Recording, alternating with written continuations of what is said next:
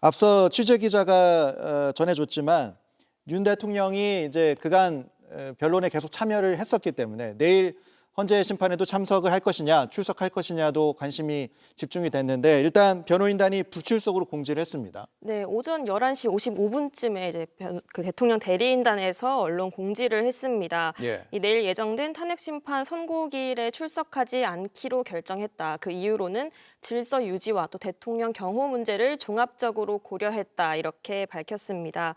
만약 출석을 했다면 역대 대통령 중 처음으로 탄핵 심판 선고를 직접 듣는 대통령이 될 뻔했는데 이제 예. 출석하지 않기로 결정을 한 겁니다. 네. 뭐 이제 출석을 안 하기로 결정을 한 만큼 이제 이게 뭐 피청구인이 출석할 그런 의무가 있는 그런 선고는 아니잖아요. 그렇습니다. 예. 선고 당일에는 피청구인, 그러니까 윤석열 대통령이 출석할 의무는 없습니다. 그렇기 때문에 이전 사례에서도 두 대통령에 대한 탄핵 심판 선고에서도 전직 대통령들이 출석하지 않았었습니다. 하지만 출석할 수도 있다는 예측이 나왔던 건 그간 윤석열 대통령이 이 탄핵 심판 변론 과정에 굉장히 적극적으로 출석을 하고 또 증인 신문에도 나서는 모습을 보여줬기 때문인데요. 왜냐하면 탄핵 심판 변론에 직접 참여한 것도 처음이었어요. 그렇죠. 예. 하지만 이제 예측들과는 좀 달리 이 선고일 당일에는 출석하지 않겠다 하고 입장을 정리한 것으로 보입니다.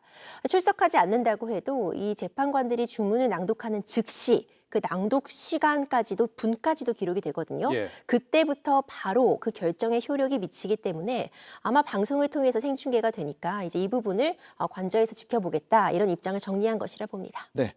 그리고 지금 이제 뭐 시간이 4시인데 어제 윤 대통령이 선고 직전에 그러니까 오늘 같은 경우에 하야를 할 수 있다. 이런 하야설 어떻게 보면 이제 루머라고 볼 수도 있는데 이런 것들이 돌기도 했습니다. 근데 지금까지의 시간으로 상황을 봤을 때는 이제 사실이 아닌 걸로 보이는 그런 상황인데 만약에 그런 경우가 발생을 하더라도 이제 탄핵 심판 선고가 임박해 있던 상황이었기 때문에 선고는 그대로 진행이 되는 상황입니까? 이걸 어떻게 봐야 됩니까? 정말 유례 없는 일이기 때문에 만약 이런 일이 발생을 한다면 또 헌법적으로 여러 가지 논란의 대상이 될 것 같습니다. 예.